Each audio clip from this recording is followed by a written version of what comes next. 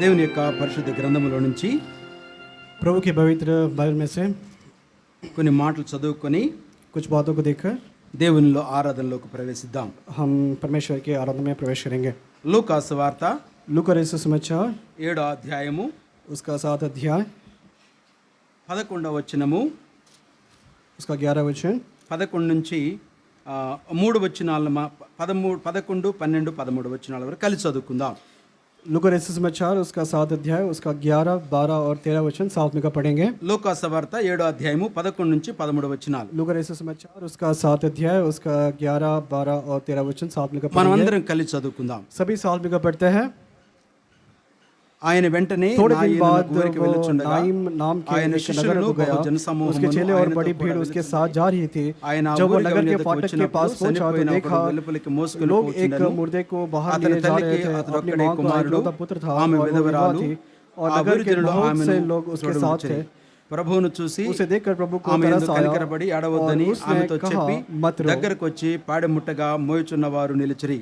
మరొక భాగమును చూసుకుందాం. और एक भाग को पढ़ेंगे। యోబు గ్రంథము आयुब की किताब 33వ అధ్యాయము उसका 33 अध्याय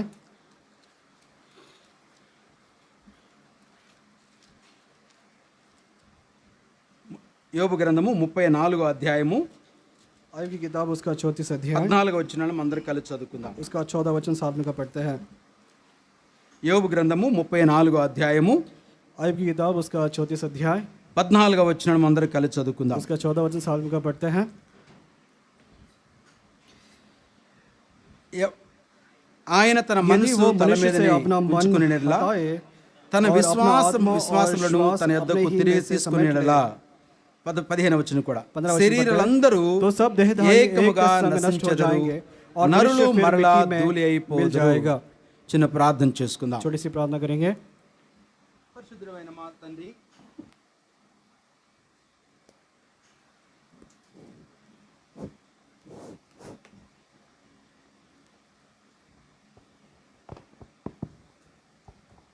పరిశుద్ధమైన మా తండ్రి, జీవగల మా ప్రభానికి వందనాలు స్తోత్రాలు చెల్లిస్తూ ఉన్నాం. దయగల దేవుడవు, మహోన్నతుడమైన దేవుడవు, నీవెంతైనా నమ్మదగిన దేవుడవు. దయగల తండ్రి, నీ కృప సత్యములు బట్టి నేను స్తుతిస్తూ గణపరుస్తూ ఉన్నాం. ఇదే కాల సమయంలో మరొకసారి నాయన బెర్షెబా సహవాసములో పరిశుద్ధులతో కలిసి ప్రభా మీరు నాకు అనుగ్రహించిన శ్రేష్టమైన ధన్యకరమైన సమయాన్ని బట్టి మీకు వందనాలు స్తోత్రాలు. దేవా, సమయము నీది నాయన, సమస్తము నీదే, నీకు వందనాలు స్తోత్రాలు చెల్లిస్తున్నాం. ఆరాధన కొరకై తేబడినటువంటి మాటలను బట్టి నీకు స్తోత్రములు చెల్లిస్తున్నాం. ప్రభా, ప్రియులు చక్కని పాటలు పాడుతూ వచ్చినారు, నిన్ను స్తుతించి గణపరుస్తూ ఉన్నాం. చదవని లేఖన భాగాలని ప్రభా నామగంలో విరిచి పంచిపెట్టండి. నీ ధర్మశాస్త్రం ముందు గొప్ప సంగతులు చూచున్నట్లుగా మా మనోనేత్రాలు వెలిగించమని మా ప్రభును రక్షణ యేసు క్రీస్తు నామంలో దేవ అల్పుడన్న అయోగ్యుని ప్రభానాన్ని సిలువచారను మరుగుపరచమని నీ ఆత్మ సంచారమును మేము కోరుకునుచు కనీ కనపడిన అంధకార శక్తులను యేసు నామంలో బంధిస్తూ మాకందరికీ ప్రభా కృతజ్ఞత బుద్ధిని ప్రభా వినుబుద్ధిని మాకు పుట్టించి మీరు మహిమ పొందమని యేసుక్రీస్తు నామములో ప్రార్థించి వేడుకొనుచున్నాము తండ్రి, ఆమేన్.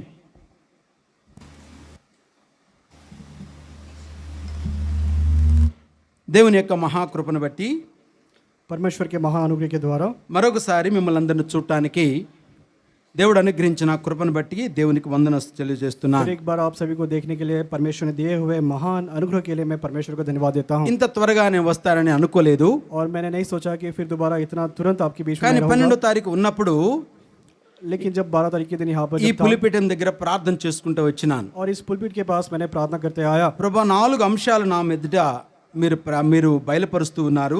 परमेश्वर आप 4 बातें मेरे सामने आप प्रकट कर रहे हैं అవి చెప్పడానికి నాకు సమయం లేదు. और उसको बताने के लिए मेरे पास समय नहीं है। నీ చేతులకు అప్పచెప్పుకుంటున్నా. मैं आपके हाथों में सौंपता हूँ। నీ చిత్తమైతే, अगर आपकी इच्छा होगा, నీ చిత్తమైతే, अगर आपकी इच्छा होगा, నీ అనుకూలమైతే अगर आप अनुकूल परिस्थिति देंगे దయచేయమని అడుగుతూ వచ్చిన. आप दया कर उस समय दीजिएगा। मैंने पूछा ఇది ఆశ్చర్యము. और ये आश्चर्य है। కాలగ్రతులు और काल के जो गति है దేవుని వశములో ఉన్నాయి. परमेश्वर के वश में है।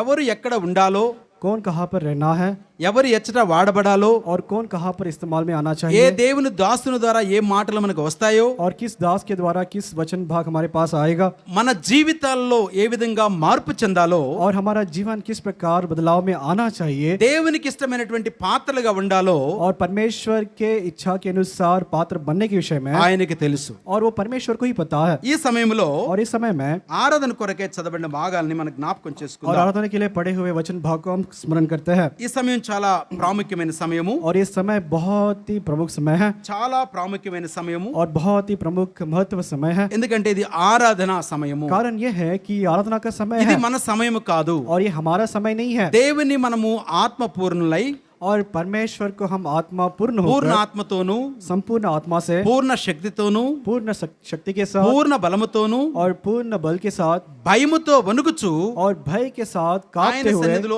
ఆరాధించవలసిన సమయము. उसकी उपस्थिति में आराधना करने का ये समय है. కనుక ఈ సమయంలో చదవబడిన మాటలు ఒకసారి జ్ఞాపకం చేసుకుందాం. और इस समय पढ़े हुए इस वचन भाग को हम याद करते हैं. 7వ అధ్యాయం 11వ వచనం మనం చూసినట్లయితే, लूका सुसमाचार 7 अध्याय उसका 11 वचन లూకాసు देखेंगे. వార్త 7వ అధ్యాయం 11వ వచనం लूका सुसमाचार 7 अध्याय उसका 11 वचन మరొకసారి మనం చదువుకుందాము. एक बार पढ़ते हैं फिर दोबारा.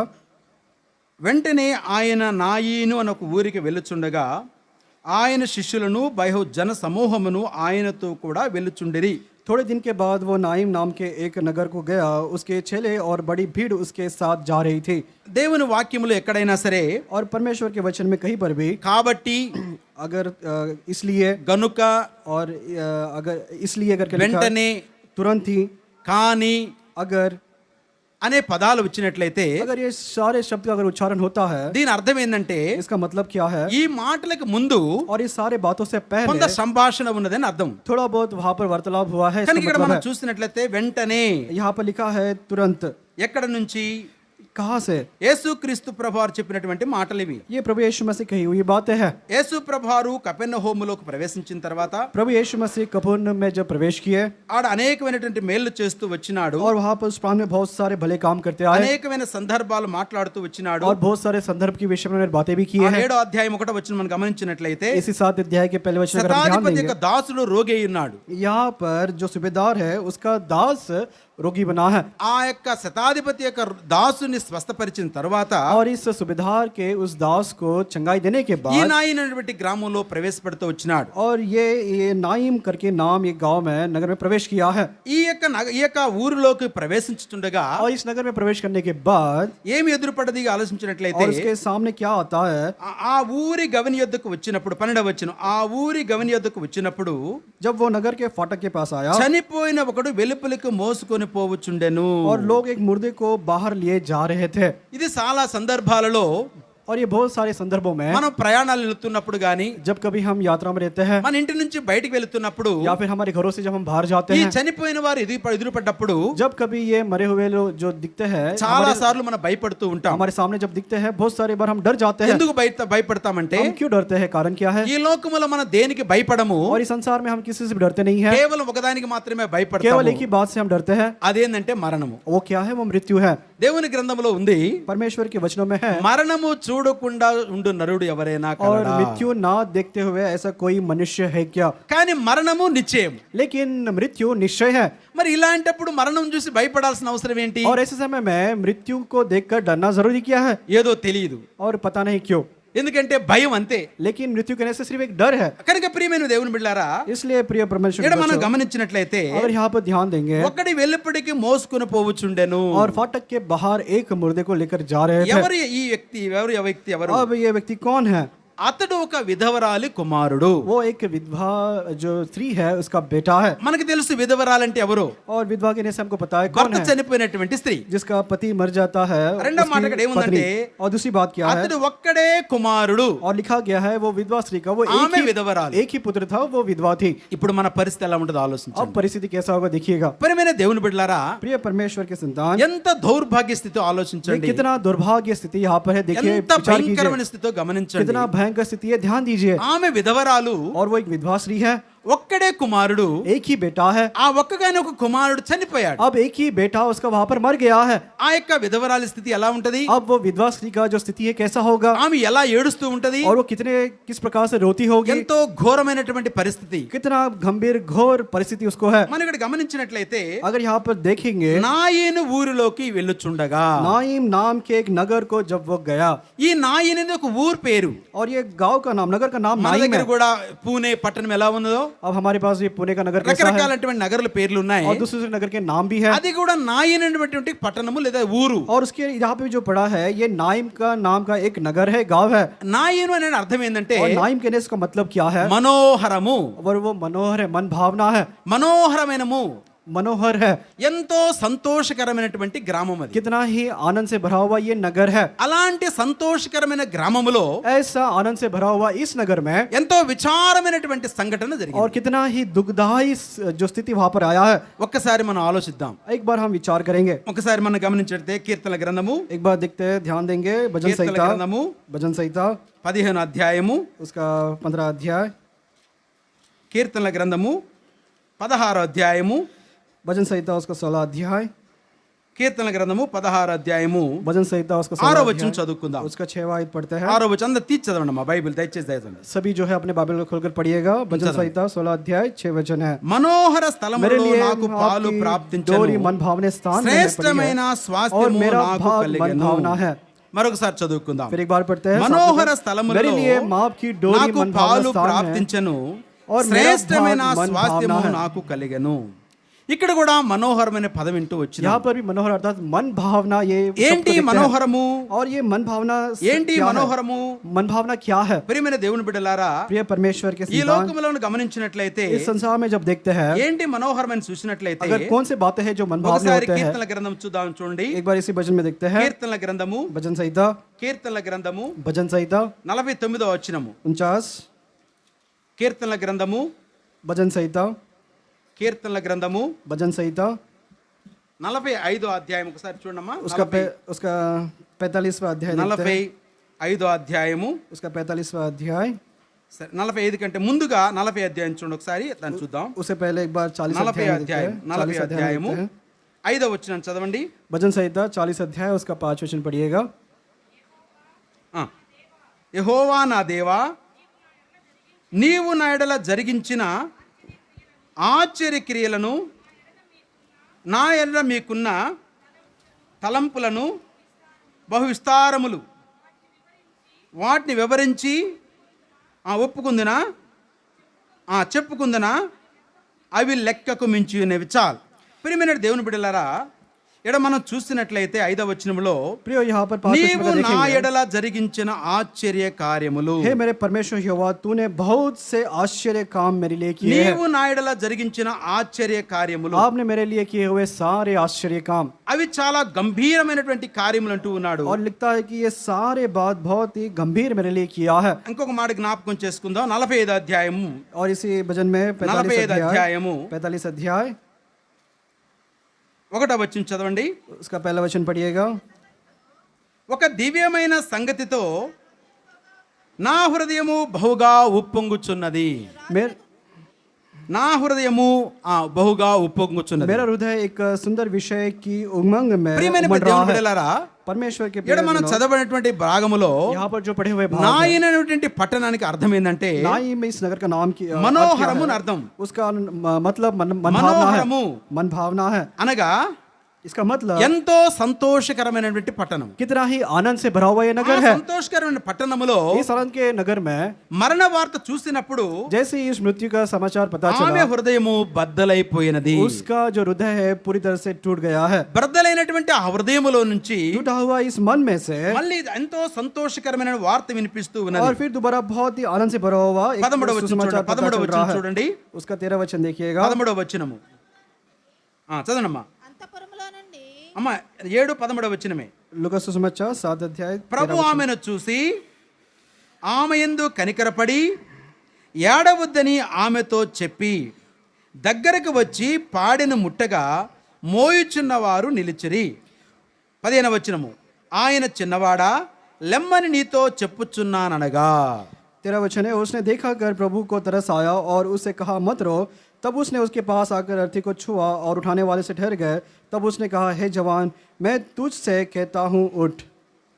ప్రియమైన దేవుని బిడ్డలారా, प्रिय परमेश्वर के ఇక్కడ बच्चे, ఎంత గంభీరమైనటువంటి ఆశ్చర్యమైన కార్యములు జరుగుతున్నాయంటే यहाँ पर कितना ही गंभीर परमेश्वर के आश्चर्य ఇది काम हो रहे చాలా हैं। సంతోషకరమైన వార్త. ये बहुत ही आनंद का ये మన संदेश है। జీవితంలో కూడా हमारे जीवन में भी మనం నిరుత్సాహ స్థితిలో ఉన్నప్పుడు, जब कभी हम निराश की स्थिति में रहते మన हैं యందు కనికర పడినప్పుడు, और कई भी दया हम पर नहीं होती है, మన పాపముల చేత మనం చచ్చిన వారు అయినప్పుడు, जब हमारे पापों में हम मरे हुए हालत में थे తమన కుమారుడైన యేసు క్రీస్తు ప్రభు ద్వారా और जो पिता प्रभु यीशु मसीह जो उनके पुत्र ఆయన के మన द्वारा నిత్య జీవనకు వారసుడిగా చేస్తూ उसने వచ్చినాడు. हमको अनंत काल के जीवन का वारिस ఇక్కడ बनाया మనం है। గమనించినట్లయితే यहाँ पर जब ध्यान देते हैं, కొరింథీయులు రాసిన పత్రిక 15 మనం గమనించినట్లయితే, మొదటి కొరింథీయులు రాసిన పత్రిక पहले कोरिन्थियों की पत्री మొదటి కొరింథీయులు రాసిన పత్రిక 15 చదివినట్లయితే, 15 अध्याय उसका 55 वचन देखेंगे। ఓ మరణమా నీ విజయం ఎక్కడా? ఓ మరణమా నీ ముల్లెక్కడా? మరణపు ముల్లు పాపము, పాపముకున్న బలము ధర్మశాస్త్రము. हे मृत्यु तेरा जय कहा रही है, हे मृत्यु तेरा కనుక डंक कहा ప్రియమైన रहा దేవుని है। బిడ్డలారా, ఇక్కడ చూసినట్లయితే इसलिए प्रियो यहाँ पर ఆ देखेंगे ఆనందకరమైన మనోహరమైన పట్టణములో वो आनंद से भरा हुआ मन भावना ये नगर में దుఃఖకరమైన సంఘటన జరిగినప్పుడు और दुख का जो परिस्थिति जब आ गया, యేసు ప్రభు ఆమెను చూసి కనికరపడ్డాడు. प्रभु यीशु मसीह उसको देखकर उस पर तरस खाया है ఆమె యందు దయ కలిగిన వాడుగా और ఉన్నాడు. उसके ऊपर उसने दया किया है। కారణాన్ని బట్టి इस कारण ఆమె ఒక్కగానైన ఒక కుమారుణ్ణి చూసి उसका जो एक लौता बेटा उसको ఆయనతో देखकर జాలి పడిన వాడుగా ఉన్నాడు. और उसके ऊपर उसने तरस खाया है। జాగ్రత్తగా 13 వచ్చిన ప్రభు ఆమెను చూసి. यहाँ पर लिखा है प्रभु उसको देखकर। ప్రియమైన దేవుని బిడ్డలారా, प्रिय परमेश्वर के మనం అనుకుంటూ संतान, ఉంటాము, हम सोचते हैं చాలా సందర్భాలలో बहुत सारे संदर्भ ప్రభు నన్ను చూడట్లేదు అనుకుంటాం, सोचते हैं कि प्रभु मुझे देख नहीं ప్రభు रहा నన్ను है, పట్టించుకోలేదని అనుకుంటుంటాం. परमेश्वर मुझ पर ध्यान नहीं रख रहा है। కానీ దేవుడు ఎల్లప్పుడూ మనల్ని పట్టించుకునే దేవుడు. लेकिन परमेश्वर हमेशा हम पर ध्यान लगाए ఇంకొక हुए మాట रहता है। చూసుకుందాం చూడండి, యెషయా గ్రంథము और एक बात को देखते हैं, यशायाह की किताब 27 అధ్యాయము, यशायाह की किताब उसका 27वां अध्याय, యెషయా గ్రంథము 27 అధ్యాయము 27 వచ్చిన చదువుదాం. यशायाह की किताब उसका 27वां अध्याय, యెషయా उसका గ్రంథము तीसरा वचन, 27 వచనము. 27 अध्याय 3 वचन। యెహోవాను నేను దానిని కాపు చేయుచున్నాను, ప్రతి నిమిషమున నేను దానికి నీరు కట్టుచున్నాను, ఎవడును దాని మీదకి రాకుండాను దివారాత్రము దాన్ని కాపాడుచున్నాను. मैं यहोवा उसकी रक्षा करता हूँ, मैं क्षण क्षण उसको सींचता रहूंगा, प्रिय मैं रात दिन उसकी रक्षा करता रहूंगा, ऐसा ना हो कि कोई उसको हानि करे। అనేకమైన మాటలు దేవుని గ్రంథంలో ఉన్నాయి. बहुत सारे बातें परमेश्वर के ग्रंथ దేవుడు में అంటూ ఉన్నాడు ఇక్కడ, परमेश्वर कहता है దివారాత్రము దాన్ని కాపాడుచు ఉన్నాను. और कहता है कि रात और दिन मैं उसकी रक्षा करता हूँ। ఎలా చేస్తున్నాడు? ప్రతి నిమిషము और यहाँ पर लिखा है क्षण क्षण నీరు కట్టుచూ ఉన్నాడట. उसको सींचता रहता है। అర్థమవుతున్న ప్రియమైన దేవుని బిడ్డలారా, प्रिय परमेश्वर के संतान, కనుక आपको समझ में దేవుడు आ रहा है? మనల్ని इसलिए प्रभु हमको తన స్వరక్తం ఇచ్చి సంపాదించిన సంఘముని మనల్ని और हमको उसके खुद के खून के लहू के द्वारा ప్రతి हमको నిమిషము उसने खरीदा है। కాపాడుచూ ఉన్నాడు. और हर क्षण वो हमको बचा रहा है ప్రతి నిమిషము నీరు కట్టుచూ ఉన్నాడు. और हर क्षण वो हमको सींच रहा है। ఇందాక మనం యోబు గ్రంథంలో మనం చూసినట్లుగా, इससे पहले हमने आयुब की किताब में యోబు वचन గ్రంథం पढ़ा है। 34 అధ్యాయం మనం గమనించినట్లయితే, आयुब की किताब उसका 34 वचन ध्यान देंगे तो యోబు గ్రంథము 34 అధ్యాయం ఒక మాట చదువుకుందాం. आयुब की किताब उसका 34 अध्याय में एक वचन को पढ़ते हैं। 34:14 చూసినట్లయితే, 34 के 14 वचन में देखेंगे, ఆయన తన మనసు తన మీద ఉంచుకుని నెడల తన శ్వాస విశ్వాసములను తన శ్వాస నిశ్వాసలను తన యొద్దకు తిరిగి తీసుకుని ఎడల శరీరందరూ కూడా ఏక శరీరముగా ఏకముగా నశించే. అర్థమైన ప్రియమైన వాళ్ళరా, यहाँ पर प्रियो समझ में आ रहा है। మనం గమనించినట్లయితే अगर यहाँ पर ध्यान మన देंगे, శ్వాస నిశ్వాస देखिए हमारा जो श्वास है वो निश्वास के समान है। అంటే అర్థమైంది, మన ప్రాణము अर्थात हमारा जो प्राण है ఎవరి చేతిలో वो ఉన్నది? किसके हाथों में है?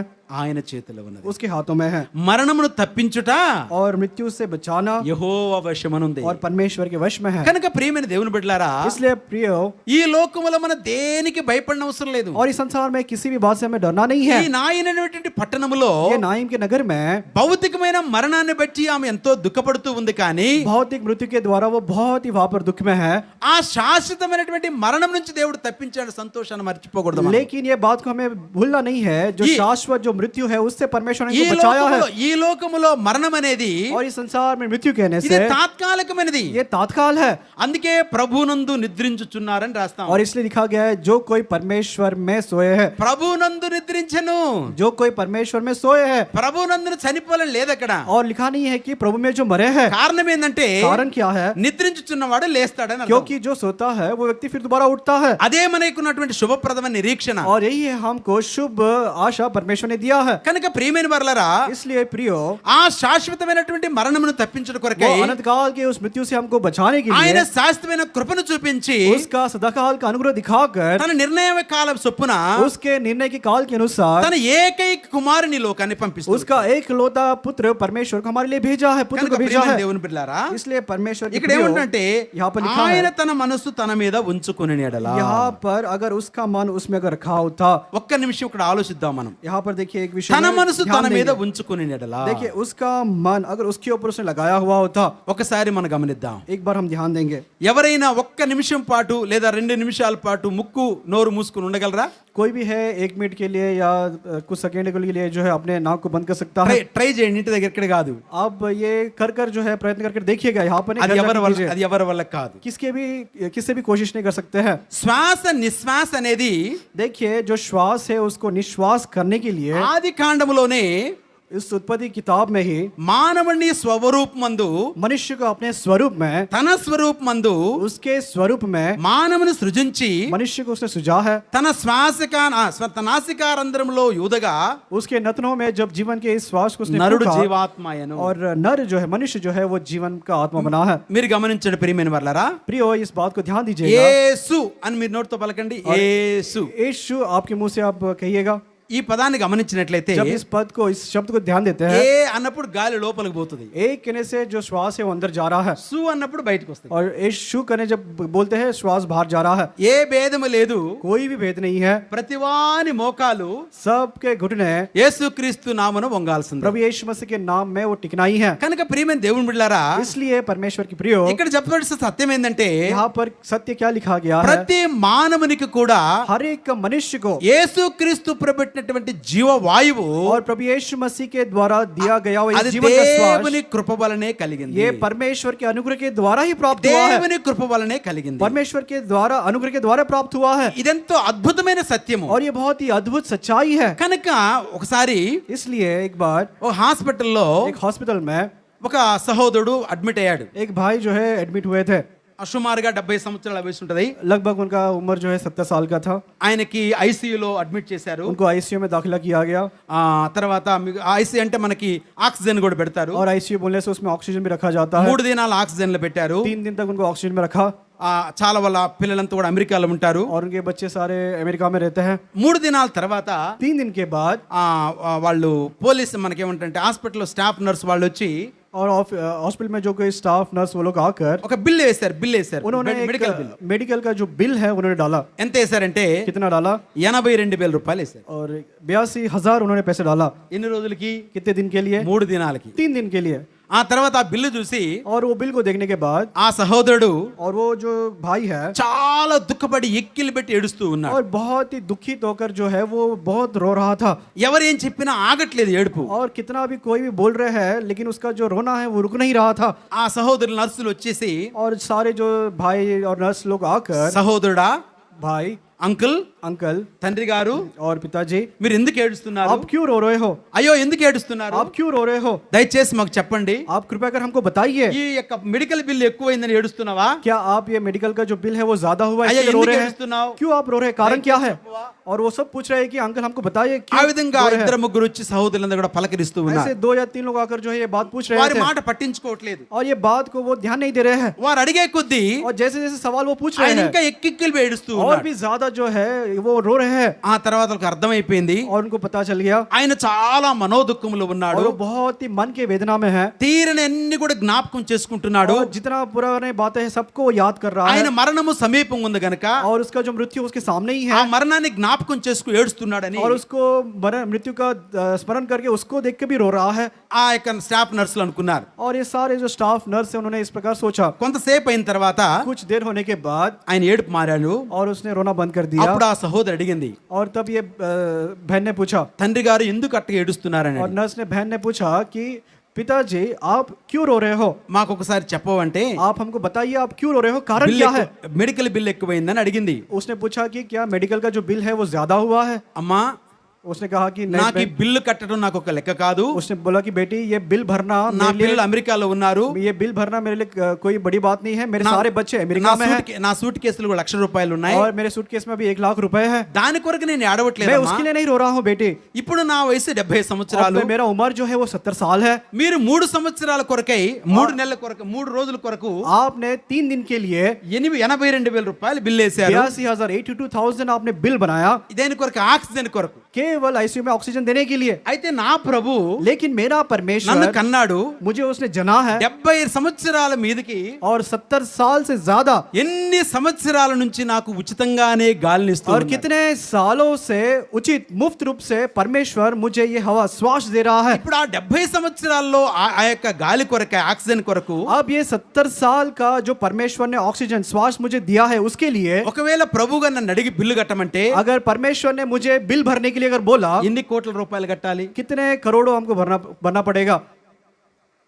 నిజంగా ప్రియమైన దేవుని బిడ్డలారా, सच ఈ में- మాట చెప్తున్నప్పుడు మనకి చాలా సులువుగా అనిపించవచ్చు కానీ देखिए जब ये बातें कह रहे हैं ये सुनने के लिए बताने के लिए बहुत आसान है, నా హృదయంలో చాలా దుఃఖం వస్తూ ఉంది. लेकिन मेरे हृदय में भी जो है बहुत दुख आता है। కారణం ఏంటంటే कारण क्या है? ఈ లోకంలో మన ప్రాణము इस संसार में हमारा जो प्राण है నరులు కేవలము ఒట్టి ఊపిరి వంటి వారు. यहाँ पर लिखा गया है अपना आत्मा अर्थात मनुष्य का जो श्वास నరులు ఒట్టి श्वास ఊపిరి వంటి వారు. मनुष्य केवल श्वास के समान है। దేవుడు చేసిన మేలును తలపోసుకుంటూ परमेश्वर ने किए हुए हर एक भलाई को ఓ याद నా करते దేవా, हुए ఓ हे నా मेरे దేవా, परमेश्वर ఇన్ని సంవత్సరాలు ఎంతగానో నన్ను పోషించావు. इतने साल तक आपने मेरा पालन पोषण किया నాకు है, ఉచితముగానే నీ ఆక్సిజన్ आपने ఇచ్చావు. उचित रूप से ये ऑक्सीजन मुझे दिया है। ఎంత గొప్ప దేవుడవని आप कितना महान परमेश्वर है ये उसको ध्यान देना है। కనుక ప్రియమైన దేవుని బిడ్డలారా, इसलिए परमेश्वर के प्रिय ఈ ఉదయకాల సమయంలో కూడా इस सुबह के समय में भी ఈ నాయని పట్టణంలో జరిగిన సంఘటన చూసి देखिए नाइन के नगर में जो ये घटना हुई है उसको देखकर ఆ తల్లి ఎంతగానో రోదించింది. अब वो माता देखिए कितना ही उसने कराई है, ఎంతగా రోదించిందంటే कितना उसने रोई है। అప్పుడప్పుడు మన పేపర్లో కూడా చూస్తూ ఉంటాం, तब हम पेपर में भी हम देखते हैं ఉన్నటువంటి కుటుంబ సభ్యులందరూ కూడా చనిపోయారు. और अचानक जो है पूरे परिवार के ఆ सदस्य मृत्यु पा కారులో लिए। ఉన్న చిన్న కుమారుడు మాత్రమే బ్రతికారు. अब उसमें छोटा सा जो लड़का है वो అందరూ केवल చనిపోయి ఒక చిన్న కుమారుడు బ్రతికాడేంటి? सब लोग मर गए हैं लेकिन उस कार में छोटा सा लड़का जीवित అప్పుడు रह गया। इसका పేపర్లో मतलब क्या है? పేపర్లో రాశారు మృత్యుంజయుడు అని రాశారు. और पेपर में लिखता है कि वो जो बच्चा बच गया है वो मृत्युंजय हुआ है, అంటే అర్థం ఏంటి? మరణం తప్పించుకున్నవాడని అర్థం. अर्थात क्या है वो मृत्यु से बच गया है। కనుక ప్రియమైన దేవుని బిడ్డలారా, इसलिए परमेश्वर के प्रियो ఈ లోకములో దేవుడు మన కొరకు ఆశ్చర్య కార్యములు చేస్తూ వచ్చినాడు. इस संसार में परमेश्वर हमारे पक्ष में आश्चर्य कामों को करता है। ఈ యోబు గ్రంథములోనే 10వ అధ్యాయం చూడ ఒక మాట చూసుకుందాం. इसी आयub की किताब में देखते हैं 10 యోబు अध्याय గ్రంథం में 9వ అధ్యాయము 10వ వచనం చూసుకుందాం. आयub की किताब उसका 9 अध्याय उसका 15 वचन देखते हैं। ఎవడూ తెలుసుకొనలేదని ఎవరు తెలుసుకొనలేని మహత్తైన కార్యములను మహత్యర కార్యములను లెక్కలేనన్ని అద్భుత క్రియలను లెక్కలేని అద్భుత క్రియలను చేయుచున్నాడు. ఆయన చేయుచున్నాడు. ఇదిగో ఇదిగో ఆయన నా సమీపముగా ఆయన నాకు సమీపముగా గడిచిపోవచున్నాడు. చాలమ్మ. కాబట్టి ఎవడు తెలుసుకోనలేని మహత్త కార్యములు మరి చేయుచున్నాడు. देखिए कोई भी ग्रहण नहीं कर पाए ऐसे महान आश्चर्य काम वो कर रहा है। కనుక ప్రియమైన దేవుని బిడ్డలారా, इसलिए परमेश्वर के संतान ఈ యొక్క సహోదరి, ये जो बहन है ఈ విధవరాలైనటువంటి స్త్రీ ये विधवा स्त्री जो है కింద మాట గమనించినట్లయితే 16వ వచనం చూడండి. 16 वचन ध्यान देंगे तो మళ్ళీ उसको देखिएगा। లూకాసు వార్త 7వ అధ్యాయం 16వ వచనం చూసినట్లయితే लूका सुसमाचार 7 अध्याय 16 वचन देखेंगे तो అందరూ భయాక్రాంతులై सब पर भय छा गया। దయచేసి 7వ అధ్యాయం 16వ వచనం చదువుకుందాం. लूका सुसमाचार 7 अध्याय అందరూ 16 वचन। భయాక్రాంతులై మనలో గొప్ప ప్రవక్త బయలుదేరి ఉన్నాడని, ఆయన దేవుని ప్రజలు దేవుడు తన ప్రజలకు దర్శనము గ్రహించి ఉన్నాడని దేవుని మహిమ ఘనపరచుతూ స్తుతింతురి దేవుని మహిమపరిచరి. इससे सब पर भय छा गया और वे परमेश्वर की बड़ाई करके कहने लगे हमारे बीच में एक बड़ा भविष्यवक्ता उठा है దేవుని మహిమపరిచారు. और यहाँ पर परमेश्वर की महिमा की ఈ है। ఉదయకాల సమయంలో మనము కూడా इस सुबह के समय में हम भी శాశ్వతమైనటువంటి మరణాన్ని తొలగించిన దేవుడు जो सदा का काल का मृत्यु को निकाल कर మనకి భౌతికమైన మరణం ఉన్నప్పటికీ और भौतिक रूप से हमारे पास मृत्यु ఆత్మీయ है फिर మరణం भी, నుంచి దేవుడు తప్పించాడు. लेकिन परमेश्वर ने आत्मिक मृत्यु से हमको बचाया అనగా है నిత్యత్వములోకి ఆయన మనల్ని ప్రవేశపెట్టాడు. अर्थात उस अनंत काल के जीवन में उसने हमको प्रवेश किया అది है యుగాయుగముల దేవునితో ఉన్నటువంటి గొప్ప భాగ్యము. और वो युगान युग तक परमेश्वर के साथ रहने वाला ये కనుక सौभाग्यता ప్రియమైన है। దేవుని బిడ్డలారా, इसलिए परमेश्वर के అట్టి మరణాన్ని తొలగించినటువంటి దేవునిని మనము और अति मृत्यु से जो हमको बचाया ये దేవుని परमेश्वर మనం స్తుతించబద్దులమైన और उस परमेश्वर की स्तुति करने के लिए हम ऋणी हैं। ఒక మూడు మాటలు మనం జ్ఞాపకం చేసుకొని ఆరాధనలోకి तीन ప్రవేశిద్దాం. बातें हम याद कर आराधना में प्रवेश దేవుడు करेंगे। చేసిన మేలు మనం జ్ఞాపకం చేసుకున్నట్టయితే परमेश्वर की भलाई अगर हम याद करेंगे, యెషయా గ్రంథము 40 కీర్తనల గ్రంథము 40 అధ్యాయం చూద్దాం. भजन संहिता उसका 40 अध्याय देखते हैं। కీర్తనల గ్రంథము 40 అధ్యాయం भजन संहिता 40 अध्याय రెండవ వచనం చూడమ్మా. రెండవ వచనం दूसरा చదవండి. वचन देखिएगा। నాశనకరమైన గుంటల నుండి జిగటగల దొంగ ఊబిల నుండి ఆయన నన్ను పైకెత్తెను. उसने मुझे सत्यानाश की गड्ढे में से दल के कीच में से उभारा है। ఇదెంతో గొప్ప భాగ్యము ప్రియమైన వారలారా. देखिए परमेश्वर का हमारे पक्ष में నాశనకరమైన सौभाग्य గుంట है। అనగా देखिए सत्यानाश का गड्ढा कहने से పాపపు గుంట, वो पाप का गड्ढा है, అది జిగటగల గుంట.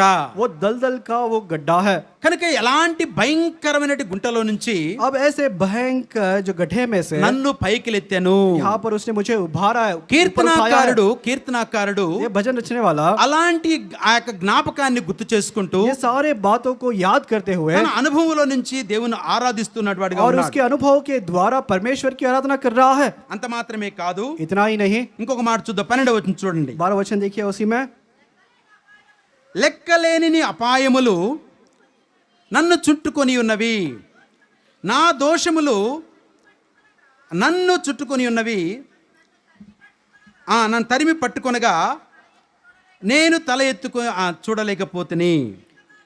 లెక్కకు అవి నా తల వెంట్రుకు మించి ఉన్నవి. చాలా ప్రేమ. क्योंकि मैं अनगिनत बुराई में से లెక్కలేని అపాయంలో నన్ను తప్పించావు. देखिए अनगिनत जो बुराइयों से उसने बचाया है। కనుక ప్రియమైన దేవుళ్ళ ప్రియులారా, इसलिए परमेश्वर के प्रियो, ఎంత గొప్ప కార్యములు మన జీవితంలో జరిగిస్తూ వచ్చిన परमेश्वर ने कितने महान कामों को हमारे जीवन में किया है। అంత మాత్రమే కాదు, इतना ही नहीं, ఒకసారి మనం చూద్దాం. 39వ వచనం చూసినట్లు 39వ అధ్యాయంలో और 39 अध्याय 3వ में వచనం देखेंगे। 3వ వచనం జ్ఞాపకం చేసుకుందాం. तीसरा वचन देखते हैं।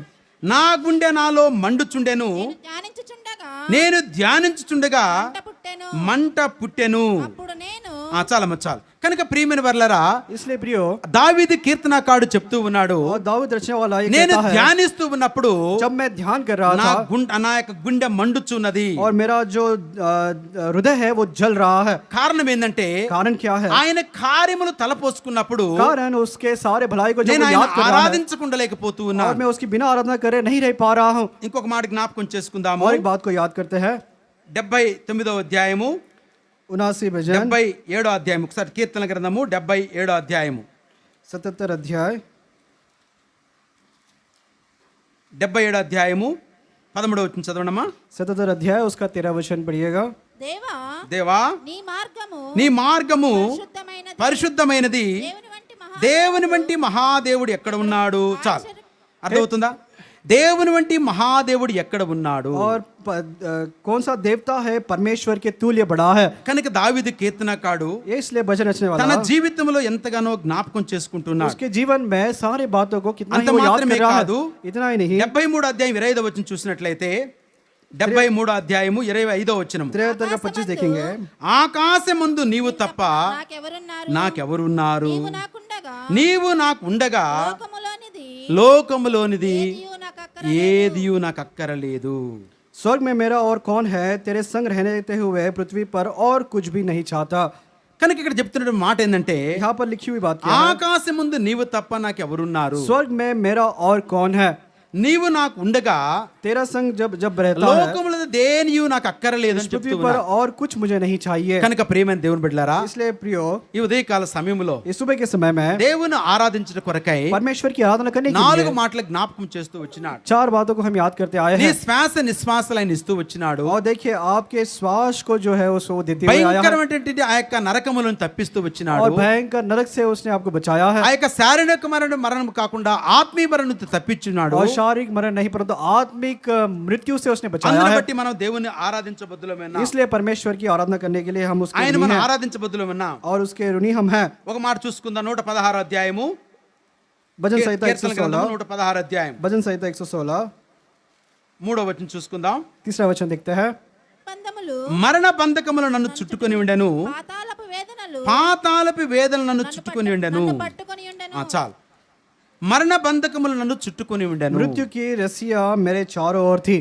ఈ నాయిని పట్టణంలో మనం చూసినట్లుగా ये नाइन के नगर में देखते అక్కడ हैं మరణ బంధకములు చుట్టుకొని ఉన్నాయి. और देखिए मृत्यु की रस्सियां वहां पर उसको घेरे हुए ఆ हैं। యొక్క విధవరాల యొక్క స్థితిలో और उस विधवा स्त्री की स्थिति में తన జీవితంలో उसके जीवन में నిరీక్షణ కోల్పోయిందిగా ఉంది. वो पूरे आशा को उसने खो दी है। కారణం ఏంటంటే कारण क्या है? మరణము బంధించినది. कारण क्या है? मृत्यु ने वहां पर उसको बंधक ఆ बनाया है। బంధించబడినటువంటి మరణము నుంచి और बंधक किया गया हुआ उस मृत्यु से యేసుక్రీస్తు ప్రభువారు మనం తప్పిస్తూ प्रभु వచ్చాడు. यीशु मसीह ने हमको बचा कर आया है। అంత మాత్రమే కాదు ప్రియమైన వారలారా, इतना ही नहीं प्रियो। ఇంకొక మాట జ్ఞాపకం చేసుకుందాం. 6వ వచనంలో, అదే 116 6వ వచనం చూసుకుందాము. भजन संहिता 116 के 6 में देखते हैं। నేను కృంగి ఉండగా ఆయన నన్ను రక్షించెను. ఆయన నన్ను రక్షించను. जब मैं बलहीन हो गया उसने मेरा उद्धार किया। ఆ యొక్క బలహీనమైన స్త్రీ, ये बलहीन स्त्री, ఆ యొక్క ఒంటరి స్త్రీ, वो अकेली स्त्री, ఆ విధవరాలు वो विधवा स्त्री తన జీవితంలో కలిగిన బాధను తట్టుకోలేక और उसके जीवन में जो दुख आया उसको न सह पाई, కృంగిపోయి ఉన్నది. वो पूरी तरह से बलहीन ఆ हो गई। కృంగిపోయినటువంటి పరిస్థితుల నుంచి वो बलहीन की स्थिति में ఆమె ఎంతగానో ఆదరణ పొందుతూ వచ్చింది. कितना ही सांत्वना उसने पाई है। ఎలాంటి ఆదరణ అంటే किस प्रकार का सांत्वना है? 139 దావీదు కీర్తన చూసుకుందాం. भजन संहिता 159 139 దావీదు కీర్తన 39 है। 139 దావీదు కీర్తన 14వ వచనం చూసుకుందాం. 14వ వచనం. నీవు నన్ను కలగజేసిన విధము చూడగా నీవు నన్ను కలుగు చేసిన విధము చూడగా భయమును ఆశ్చర్యమును నాకు పుట్టుచున్నవి. చాలు, బట్టి చదవండి, మీరు చదవండి. मैं तेरा धन्यवाद करता हूँ इसलिए कि నీవు मैं నన్ను भया- కలుగు చేసిన విధము చూడగా. और तूने जिस प्रकार मुझे बनाया उसको जब देखता हूँ। కనుక ప్రియమైన వారు ఒకసారి మనం గమనించినట్లయితే प्रिय एक बार अगर ध्यान देंगे ఆయన మనం కలుగు చేసిన విధము और उसने हमको किस प्रकार बनाया ఒక్క उस నిమిషం स्थिति को, ఆలోచించుకొని మన ఆరాధనలో एक ప్రవేశిద్దాం. बार ध्यान देते हुए उसकी आराधना करेंगे। నేను ఇప్పుడు ఇక్కడ నేను స్పెట్స్ పెట్టుకున్నాను. अब मैंने यहाँ पर स्पेक्स पहना है ఇక్కడ చూడండి, నేను చక్కగా పెట్టుకోగలిగాను. और मैं अच्छे से मेरे स्पेक्स को रख पाया ఒకవేళ ఈ हूँ। ముక్కు గాని ఇక్కడ ఉంటే अगर ये नाक यहाँ पर हुआ होता, ఈ స్పెట్స్ ఇక్కడ పెట్టేవాళ్ళమి. ये स्पेक्स कहाँ पर रखते थे? ఒకవేళ ఇవి ఉన్నాయి, తల వెంట్రుకలు ఉన్నాయి, अभी हमारे सर के बाल हैं, ఇవి ఇంకెక్కడ కాళ్ళ దగ్గర పెట్టున్నాడు. अगर वो पैर के नीचे होता, ఇది ముందుకు ఎట్టేస్తాం, देखिए ముందుకేస్తాం. हाँ ये जो हमारे छोटी है आगे डालते हो कैसे डालेंगे? ఎలా ఎగుతాం చూడండి.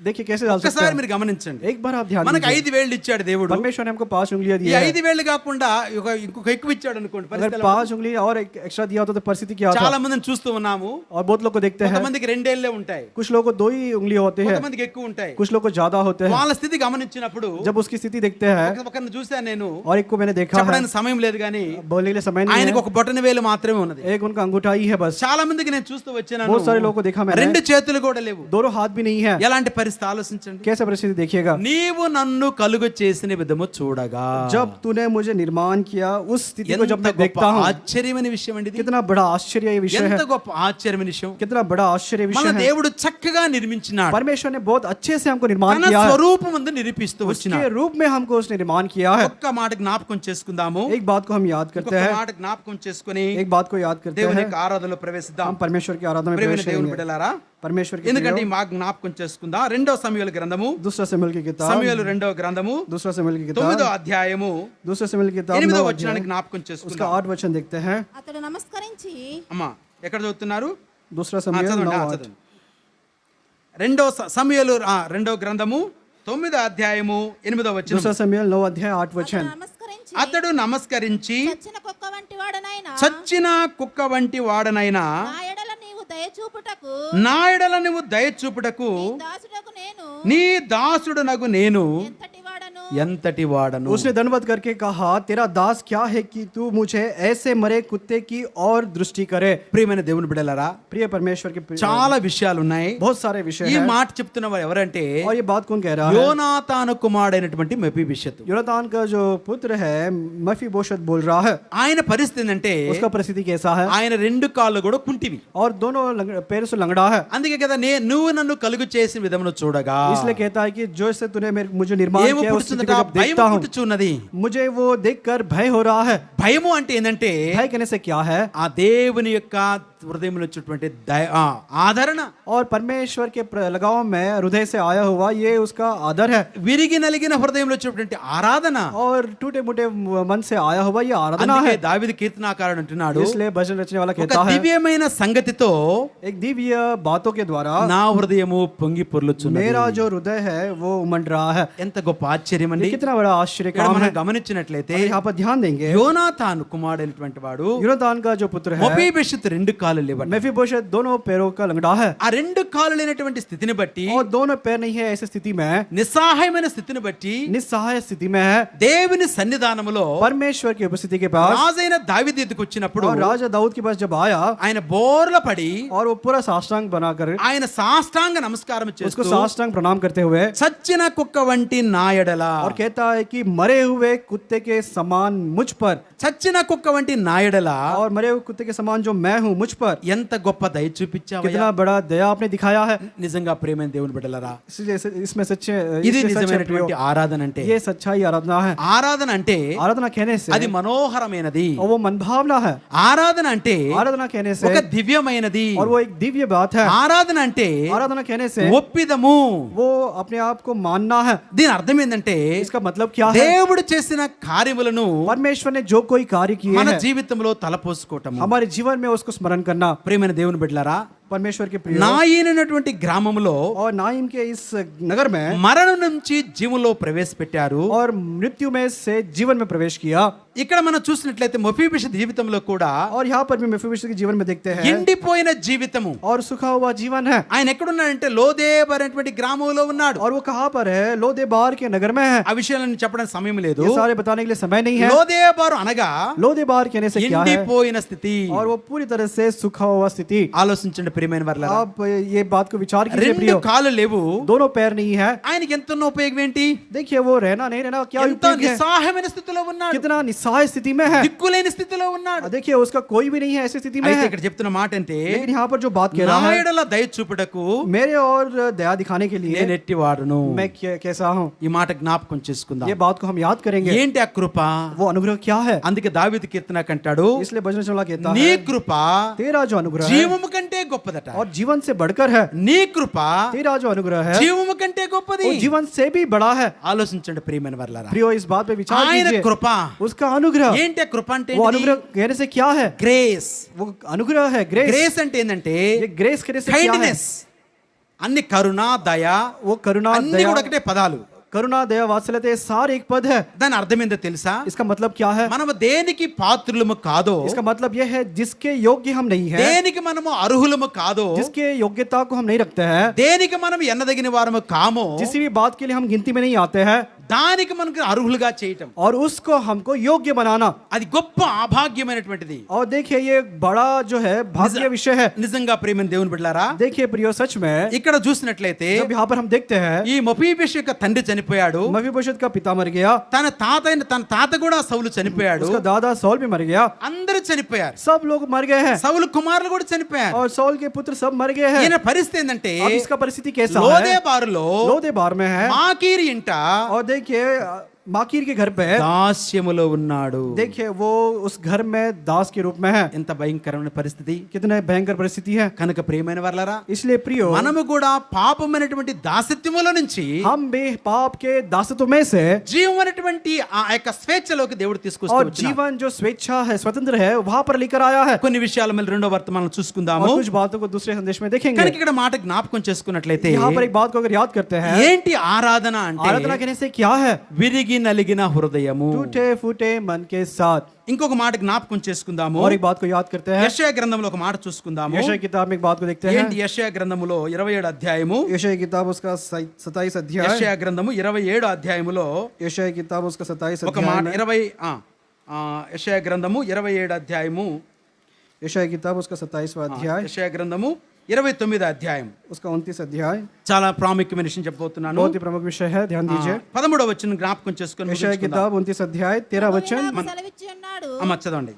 ప్రభువు ఇలాగ సెలవిచ్చి ఉన్నాడు. ప్రభు ఇలాగ సెలవిచ్చున్నాడు, ఈ ప్రజలు నోటి మాటతో నా యొద్దకు వచ్చుచున్నారు, పెదవులతో నన్ను గణపరుచున్నారు గాని తమ హృదయమును నాకు దూరముగా చేసుకుని ఉన్నారు. प्रभु ने कहा, ये लोग जो मुंह से मेरी आदर करते हैं, समीप आते हैं, परंतु अपना मन मुझसे दूर रखते हैं। కింద మాట చదువుకుని ఇంకో కింద వాటిని వచ్చిన नीचे చూడండి. वचन पढ़ते हैं, వారు నాయడల చూపు భయభక్తులు మానవుల విధములను పట్టి వారు నేర్చుకునినవి. जो कोई भय भक्ति हम मुझे दिखाते हैं, वो केवल मनुष्य के रीति से वो सीखे हुए दिखाते हैं। ప్రియమైన బిడ్డలారా జాగ్రత్త గమనించండి. ఇక్కడ प्रिय परमेश्वर के बच्चों, यहाँ ఇక్కడ पर ध्यान ఏమంటున్నాడంటే, दीजिएगा, यहाँ पर क्या कहता है, ఇప్పుడు మనం చేస్తున్నటువంటి ఆరాధన గురించి దేవుడు हम जो अभी आराधना करना है उसके बाद परीक्षिस्तू परमेश्वर ఉన్నాడు. उसकी परीक्षा करता है। ఇది పరీక్షించుకునే సమయం కాదు, కానీ ये परीक्षा करने का समय तो नहीं है, మన ఆరాధన ఎలాగ ఉన్నది.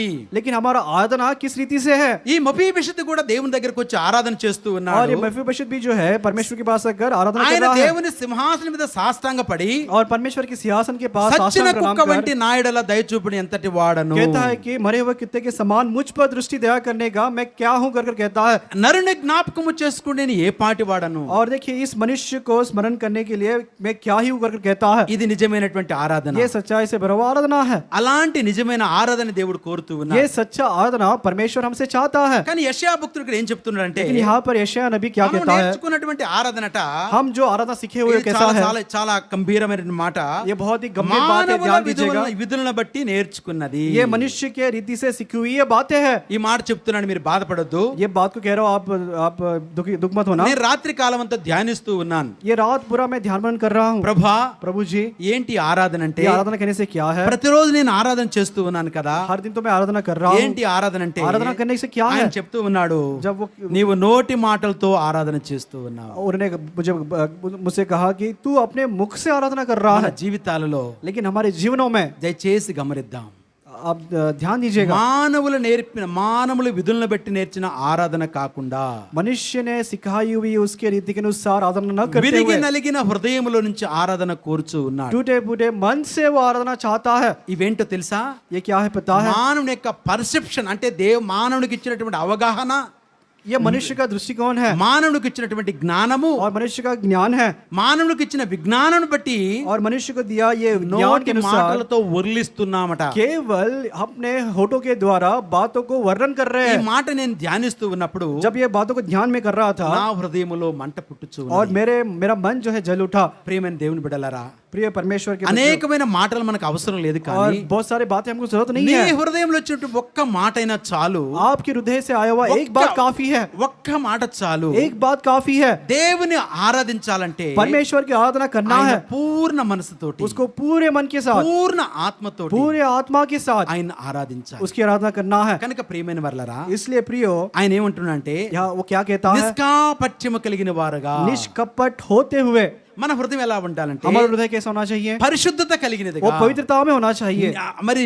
నిష్కాపట్యము కలిగినదిగా, और वो निष्कपट होना चाहिए, శుద్ధాంకారం కలిగినదిగా, और शुद्ध होना चाहिए, హోలీనెస్, और पवित्रता के साथ। పరిశుద్ధత లేకుండా, पवित्रता के बिना, పరిశుద్ధత లేకుండా पवित्रता के बिना మనం దేవుని ఆరాధించలేం. आप परमेश्वर की आराधना नहीं कर सकते కనుక हैं। ఉదయకాల సమయంలో इसलिए ये सुबह के समय में దేవుడు కోరే ఆరాధన ఏంటంటే, परमेश्वर किस प्रकार की आराधना की चाह మానవుల रख रहा है। పద్ధతిగా నేర్చే ఆరాధన అవసరం లేదు. देखिए, इस प्रकार वर्णन करते हुए आराधना करना जरूरी नहीं है, నీ విరిగిన హృదయములో నుంచి लेकिन जो टूटे हुए फूटे मन నీ के साथ ఆరాధన కోర్చు ఉన్నాడు. वो अपनी आराधना को चाहता ఈ है। రాజు ये राजा నీ సౌందర్యమును కోరినవాడు. आपके सुंदरता की चाह को रखता ఈ है। రాజు ये राजा, ఈ ప్రాణం పెట్టిన క్రీస్తు ప్రభు ये राजा, నీ ये प्रभु यीशु సౌందర్యమును मसीह కోరుచు जो ఉన్నాడు. अपने प्राण को रखा है, నీ आपकी సౌందర్యం सुंदरता को అనగా, चाहता है। నీ आपका सुंदरता సౌందర్యం అనగా, आपकी सुंदरता कहने से నీ హృదయ సౌందర్యము, आपका हृदय का सुंदरता, నీ హృదయములో నుంచి వచ్చినటువంటి సౌందర్యము, आपके हृदय से आया हुआ ये सुंदरता, విరిగి నలిగిన హృదయము, ये टूटा फूटा मन, పగిలినటువంటి హృదయము, ये पूरी तरह से फूटा हुआ ये मन దేవుని కొరకు బ్రతికే హృదయము, और परमेश्वर के लिए जीवन जीने वाला ये हृदय, అలాంటి ఆరాధన కావాలని ये हृदय परमेश्वर, ये आराधना परमेश्वर దేవుడు चाहता है, కోరుచు ఉన్నాడు. ये परमेश्वर चाहता है। అట్టి మాటలను దేవుడు అద్భుతం దీవించును కాక. और ऐसे आराधना परमेश्वर हमारे लिए कर लाए, परमेश्वर इस वचनों को हमारे लिए आशीष करे।